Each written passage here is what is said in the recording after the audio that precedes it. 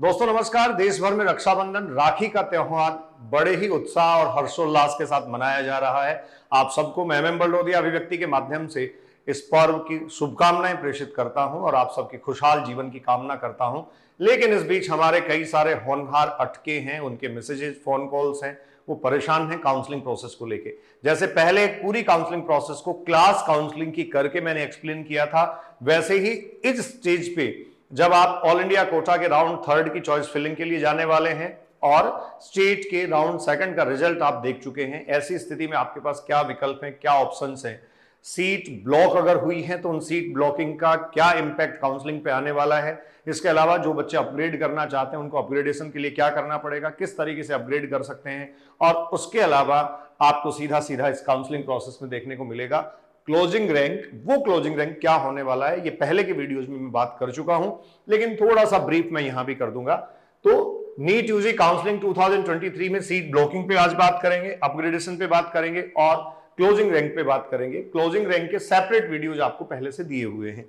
तो आइए पूरा डिटेल में एनालिसिस करते हैं। और इस डिटेल एनालिसिस के लिए देखिए मैंने एक स्लाइड तैयार की है, मेरे टेक्निकल असिस्टेंस देने वाली टीम ने, रोहित ने बड़ी मेहनत से ये तैयार किया है। और देखिए रोहित के अनुसार क्या है ये एमबीबीएस बीडीएस काउंसलिंग प्रोसेस। देखिए बच्चों, ऑल इंडिया कोटा सबसे पहला ऑप्शन आपके पास होता है एआईक्यू। आपको पता है एआईक्यू या ऑल इंडिया कोटा की जो काउंसलिंग प्रोसेस है, ये काउंसलिंग प्रोसेस शुरू हो गई थी।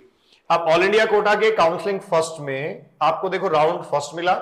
राउंड फर्स्ट में आपको कॉलेज अलॉट हुई, तो या तो बच्चों आपने ज्वाइन कर लिया था या फिर आपने फ्री एग्जिट किया था, और ये अल्टीमेटली रिपोर्ट नहीं करना, फ्री एग्जिट करना आपकी कह सकते हैं रिजाइन था। सिमिलरली आपको स्टेट के राउंड फर्स्ट में भी ऐसी ही संभावनाएं आपके सामने थी। ज्वाइन कर लिया था आपने अगर कॉलेज आपको मिला, या फिर फ्री एग्जिट और रिजाइन आपने कर दिया था, या एक स्थिति ऐसी थी जिसमें आपको कॉलेज नहीं मिला था। अब वर्तमान स्थिति क्या है, इस समय आप कहां टिके हुए हैं, कहां रुके हैं, उस पर मैं आऊंगा। ये इस समय यहां राउंड थर्ड के लिए चॉइस फिलिंग होने जा रही है और राउंड थर्ड के लिए choice filling all India quota की होने जा रही है। लेकिन इधर स्टेट के राउंड सेकंड का रिजल्ट जो है वो बच्चों आ चुका है।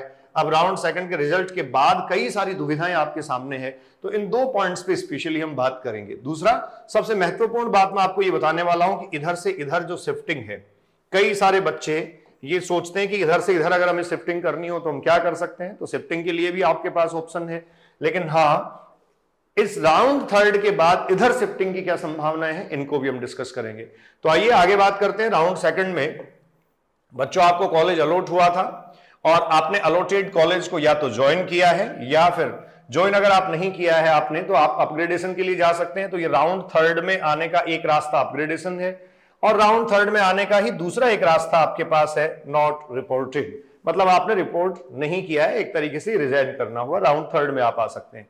ऐसे केस में जब आपने रिपोर्ट वहां नहीं किया है या एक तरीके से ऐसे ही छोड़ दिया है, तो आप फ्रेश रजिस्ट्रेशन करिए। आपको रजिस्ट्रेशन फ्रेश करना पड़ेगा, जो सिक्योरिटी मनी होती है वो फॉरफिट हो जाती है, और इसके बाद में नई चॉइस फिलिंग के साथ आप जो है वो राउंड थर्ड में जा सकते हैं, और राउंड थर्ड में नई चॉइस फिलिंग करके जो है वो आप अपना कॉलेज अलॉट करवा सकते हैं। इस राउंड थर्ड में जो आपको मिलेगा, इसके बाद आपके पास ऑप्शन है राउंड फोर, जिसको स्ट्रॉ वैकेंसी राउंड कहते हैं बच्चों, और राउंड थर्ड को मॉकअप राउंड कहा जाता था। अच्छा, यहां दो बातें बहुत ध्यान देने वाली हैं। राउंड थर्ड में अगर आप जा रहे हैं तो या तो आप अपग्रेडेशन के थ्रू जा रहे हैं, या फिर आपने रिजाइन किया हुआ है, आपने रिपोर्ट नहीं किया हुआ है, यही दो संभावनाएं हैं। या फिर एक और जो संभावना है वो ये है कि आपको कॉलेज अलॉट ही नहीं हुआ था। कौन से राउंड में? राउंड सेकंड में।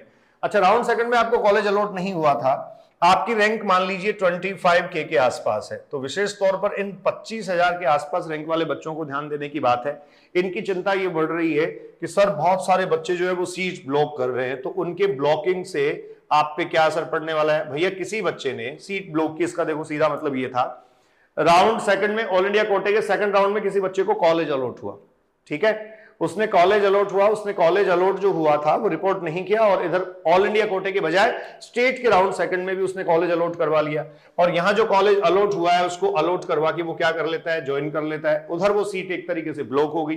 लेकिन अब ध्यान रखिए, इधर कहीं भी अगर वो ज्वाइन कर लेता है, मतलब स्टेट के राउंड सेकंड में अगर उसने ज्वाइन कर लिया, तो अल्टीमेटली उसकी सीट जो है वो राउंड थर्ड में शिफ्ट हो गई। तो सीट तो अल्टीमेटली उसके पास एक ही है ना, एमबीबीएस की एक ही सीट है, चाहे वो ब्लॉक करके रखे, चाहे वो ज्वाइन करे, चाहे वो रिपोर्ट नहीं करे, एक ही सीट वो होल्ड कर पा रहा है, तो ये कोई बड़ी चिंता की बात नहीं है। आपको डेफिनेटली सीट ब्लॉक करने से नुकसान नहीं होगा, हाँ डेफिनेटली इसका कोई फायदा भी नहीं होने वाला है, ठीक है। हाँ, सीट एक आपके पास आएगी।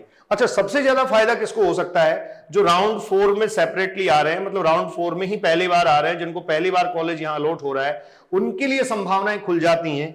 ये एक तरीके से किस्मत कनेक्शन वाली बात है, उनके लिए संभावनाएं खुल जाती हैं और हो सकता है कुछ अच्छी सीट्स जो है वो सीधे ही राउंड 4 में उनको मिले और डायरेक्ट उनकी एंट्री हो जाए। तो ये किस्मत कनेक्शन वाली बात है। ये जिसकी बहुत अच्छी किस्मत होती है उसको बहुत अच्छे कॉलेज और कई बार बहुत अच्छी सीट्स जो है वो बच्चों मिल जाती हैं, ठीक है। तो आप राउंड 3 में जा रहे हैं। राउंड 3 में आप कैसे कैसे जा सकते हैं ये मैंने आपको बताया है। या तो आप अपग्रेड करके जाएं या फिर आप रिपोर्ट नहीं करें। इस तरीके से राउंड 3 में आप जा सकते हैं, नया रजिस्ट्रेशन कर सकते हैं, चॉइस फिलिंग करके अपनी सीट अलॉट करवा सकते हैं। और स्टेट के राउंड 2 में अगर आपको कॉलेज अलॉट हुआ है और आपको वो कॉलेज पसंद नहीं है तो आप उसका भी अपग्रेडेशन करवा सकते हैं। ये याद रखें, यहां जो सबसे जरूरी बात है, स्टेट का राउंड 3 जो होगा, ये स्टेट का राउंड 3 बच्चों होगा ऑफलाइन। ये पूरी तरीके से ऑफलाइन होने वाला है। और इस ऑफलाइन राउंड में, ये जो ऑफलाइन राउंड होगा, इस ऑफलाइन राउंड में आप ध्यान रखें, डॉक्यूमेंट्स अगर आपके पास हैं, जैसे ऑल इंडिया कोटे के 2nd राउंड में कॉलेज आपको अलॉट हो गया था, ठीक है, फिर ऑल इंडिया कोटे के राउंड 3 में आप कॉलेज में चले गए, वहां आपने ज्वाइन कर लिया, लेकिन फिर भी आप चाहते हैं कि स्टेट में जो है वो आप राउंड 3 में पार्टिसिपेट करें, तो इस केस में आपको वहां डॉक्यूमेंट्स जो हैं वो अपने लेके जाने होंगे। डॉक्यूमेंट्स के बिना आप ऐसा नहीं कर सकते। यहां से सीधे सीधे आ सकते हैं या फिर आप यहां के राउंड 2 को माफी चाहूंगा राउंड 3 को रिजाइन करके इधर आ सकते हैं। लेकिन अगर इसके बाद इसके फोर्थ में आपको सीट अलॉट होगी तो फोर्थ में 100% आपको सीट लेनी पड़ेगी, और इसके 3rd में आपको सीट अलॉट हो गई ऑफलाइन में तो डेफिनेटली आपको सीट ये भी लेनी पड़ेगी, कोई छोड़ने की संभावना नहीं है। अभी कुछ दिन पहले, जैसे मैंने कल भी एक वीडियो आप तक पहुंचाया था, राउंड 1 के रिजिग्नेशन का एक ऑफिशियल नोटिफिकेशन आया था। इसी तरीके से राउंड 2 में अगर आपको अलॉट हुई है और उसके रिजिग्नेशन का एक सेपरेट किसी तरीके का कोई या एग्जिट करने का आपके पास बच्चों कोई नोटिफिकेशन आ जाता है, कोई ऑफिशियल इंफॉर्मेशन आ जाती है, तब आप वो छोड़ के जो है ना वो इधर आ सकते हैं, तब आप छोड़ के इधर आ सकते हैं, ठीक है। तो ये इधर आने वाला जो एरो है या इधर आने वाला जो रास्ता है वो यही है। तो इस तरीके से ऑल इंडिया कोटा के राउंड 3 की तैयारी आप कर लीजिए। देखिए, चॉइस फिलिंग को बहुत समझदारी से आपको करना होगा। आप अपनी सीट अगर सिक्योर करना चाहते हैं, आप चाहते हैं कि प्रॉपर आपको सीट मिले, तो डेफिनेटली आप किसी की मदद भी ले सकते हैं, वो चाहे कहीं से आप लें। मेरी टीम भी जो है वो काउंसलिंग प्रोसेस में आपके साथ लगी हुई है, सैकड़ों बच्चों की काउंसलिंग प्रोसेस करवाई और उनको सही जगह तक पहुंचाया है। आप चाहें तो उनकी मदद भी ले सकते हैं। वीडियो के डिस्क्रिप्शन में उनका नंबर आपको मिलेगा, वहां फोन कॉल करें, वहां मैसेज करें, वहां व्हाट्सअप करें, वहां से आपको टेक्निकल असिस्टेंस मिल जाएगा। अच्छा, अब बात है फाइनल क्लोजिंग रैंक की। जैसा आप देख रहे थे पिछली स्लाइड में मैं आपसे बात कर रहा था, क्लोजिंग रैंक की बात अगर करें अपन, तो देखो क्लोजिंग रैंक में मैंने पहले भी आपको कहा था बच्चों, पहले भी आपको कहा था, और क्या कहा था कि देखिए क्लोजिंग रैंक कहां तक हो सकती है। एक वीडियो हमने किया कल परसों, और उस वीडियो में बहुत क्लियरली हमने ये मेंशन किया था कि अगर आप राउंड 3 तक चाहते हैं, समझना कि राउंड 3 तक स्थिति क्या रह सकती है, तो ये जो क्लोजिंग रैंक है ये अनरिजर्व कैटेगरी डेफिनेटली 24.5 के तक पहुंच सकती है, जैसा हमने पहले भी डिस्कस किया हुआ है। EWS डेफिनेटली 24.5 के टू 26 के तक जा सकता है, ठीक है। ओबीसी की आप स्थिति देखें तो ओबीसी इसके आसपास ही डेफिनेटली रहने वाला है, जिसमें 25 के प्लस डेफिनेटली ये जाएगा। हाँ, लेकिन जो बॉर्डर लाइन के स्टूडेंट्स हैं वो बिल्कुल भी होपलेस नहीं हो, लास्ट तक काउंसलिंग प्रोसेस में उनको रुके रहना है।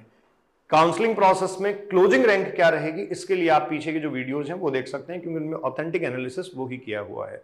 तो मैं एमएम बलडोरिया अभिव्यक्ति के माध्यम से आपसे मुखातिब हो रहा था। एक बार फिर आपको आपके उज्जवल भविष्य की और देश भर में हर्षोल्लास से मनाए जा रहे ये जो त्योहार हैं, इन फेस्टिव सीजन्स पर आपको बधाइयां, शुभकामनाएं प्रेषित करता हूं। Enjoy your life, be safe, thank you.